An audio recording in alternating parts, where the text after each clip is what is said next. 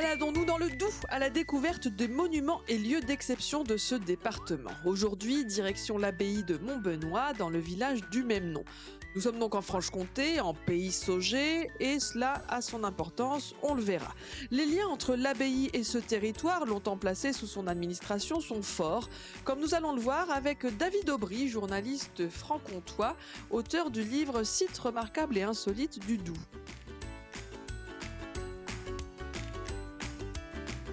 À deux pas de chez vous, une émission présentée par Émilie Mendoza. Un podcast ici en région.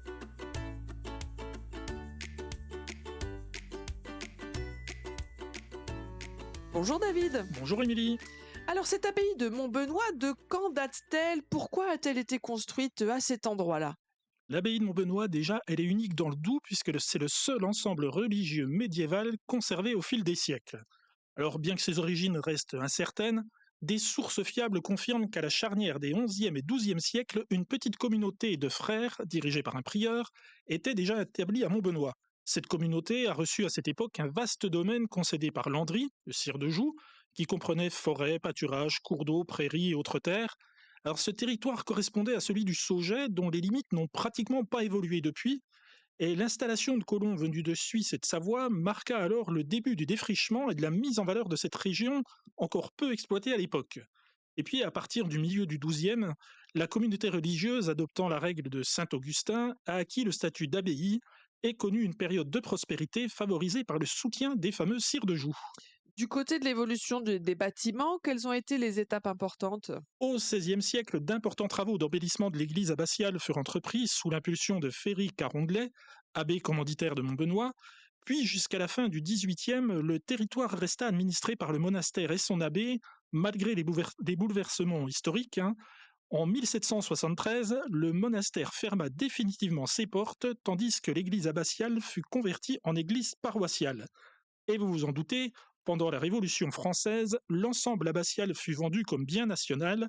Il fut alors acquis par les communes formant la paroisse de Montbenoît, Autrive-la-Fraisse, La Longeville, Montbenoît, Montflovin et Ville-du-Pont, et depuis cette acquisition collective, ces communes assurent la préservation et la conservation du site. Et aujourd'hui, qu'est-ce qu'on découvre lorsqu'on visite l'abbaye? Déjà, elle est abritée au cœur des montagnes du Jura, dans une vallée encaissée et jalonnée de forêts, et c'est vrai qu'elle recèle des trésors inattendus. Alors du cloître datant des XIIe et XVe siècles à la cuisine des moines, en passant par la salle capitulaire et le cachot, chaque espace restitue le quotidien de la vie religieuse. L'église abbatiale, elle se distingue par une nef sobre et austère, érigée entre les XIIe et XIIIe siècles, qui mène au cœur du XVIe siècle. Ce dernier impressionne par sa voûte et le style gothique flamboyant et ses stalles en chêne finement sculptées. Parmi les œuvres remarquables conservées sur ce site, on trouve une piéta taillée dans la pierre calcaire, des statuettes en tilleul polychrome représentant les rois mages, ainsi qu'une reconstitution de la partie haute de l'ancien jubé. Autant d'éléments emblématiques du XVIe siècle qui est considéré comme l'âge d'or architectural de cette abbaye. Avec son cloître classé monument historique depuis 1846 et son église depuis 1922, cette abbaye constitue, vous l'avez compris, un pôle majeur d'attractivité qui accueille aujourd'hui tout au long de l'année de nombreux visiteurs.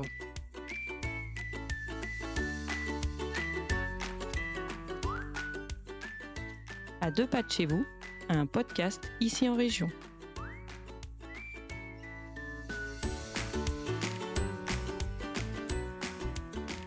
Une abbaye au Moyen-Âge, et ensuite c'est un centre de pouvoir. On administre des terres, on perçoit des taxes. Comment se caractérise la relation entre l'abbaye de Montbenoît et la région qui l'entoure, qu'on appelle le Sauget? Bien que résidant au sein de 11 villages voisins, les habitants du Sauget sont administrés pendant des siècles par des règles communes. Fédérés par l'histoire autour de l'abbaye de Montbenoît, ils se définissent comme Saugets. Cette fois, on l'écrit S-A-U-G-E-T-S. Avant toute autre appartenance, ils sont Saugets. Il existe même un document fondateur incontournable, le coutumier du Val-Sauget. Il a été officialisé en mars 1458. C'est un document fondateur de l'histoire juridique et sociale du territoire de l'abbaye de Montbenoît. En fait, ce document il est issu d'une collaboration exceptionnelle entre les religieux et les habitants du Sauget. Il codifie les coutumes locales en 112 articles, couvrant la vie agricole, sociale et les règles communautaires. Ce texte il a été en vigueur jusqu'à la Révolution française et c'est un témoignage précieux de l'identité du Sauget, et un exemple rare à l'époque de participation commune à l'élaboration du droit. Bon, ça, c'est, vous le disiez, hein, jusqu'à la Révolution française. Mais ce qui est intriguant, c'est que lorsqu'on cherche aujourd'hui un petit peu d'informations sur le Saugeais, on trouve aussi mention d'une république du Saugeais, mais au XXe siècle. Alors, est-ce que vous en savez plus à ce sujet? Ah, là aussi, l'histoire est belle. On est en 1947, Louis Ottaviani est préfet du Doubs, il est en visite à Montbenoît, et il est accueilli à l'hôtel de l'abbaye par le propriétaire Georges Pourchet, et celui-ci lui demande s'il bénéficie d'un laissez-passer l'autorisant à pénétrer en pays Saugeais. Alors s'étant fait conter l'histoire singulière du petit territoire à l'identité culturelle affirmée, il répond à Georges Pourchet: vous êtes en somme une république à laquelle il faut un président, je vous nomme donc président de la République du Saugeais. Voilà comment est née cette République du Saugeais d'une simple boutade. Vive la République, comme dirait l'autre, hein. Bon, c'est une drôle d'histoire. Alors, quelles communes sont concernées par cette République du Saugeais?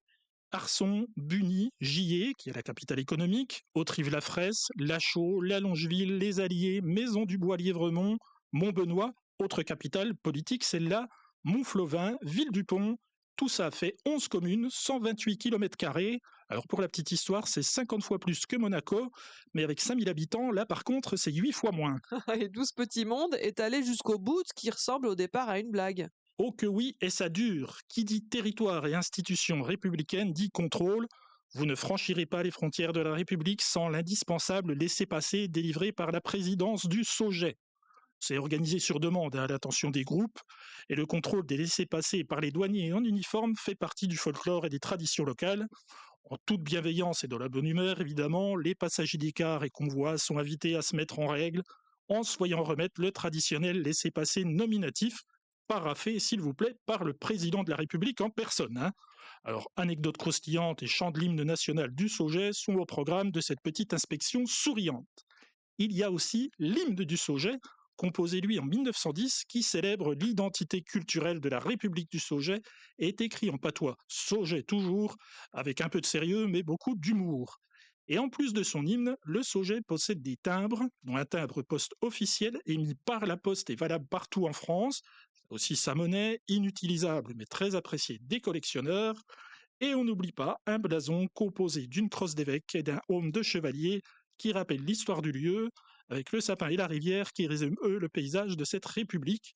Et un dernier petit détail pour terminer, premier président Georges Pourchet de 1947 à 1968, de 1972 ensuite jusqu'à 2005, ce fut son épouse Gabrielle, puis leur fille jusqu'en 2022, et depuis, Simon Marguet est devenu président de la République, toujours à l'applaudimètre, de quoi en faire rêver certains. On y pense pour tous les hommes politiques et femmes politiques qui nous écoutent. Merci beaucoup pour ce gros plan sur l'abbaye de Montbenoît et ce pays Saugeais. Si le sujet vous intéresse d'un point de vue touristique, vous pouvez consulter le site web destination-o-doux.com.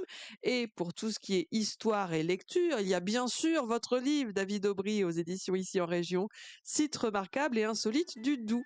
Merci beaucoup, David. Merci Émilie.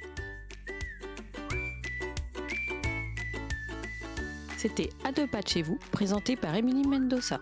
Retrouvez tous nos livres, articles, podcasts et vidéos sur notre site internet icienregion.fr.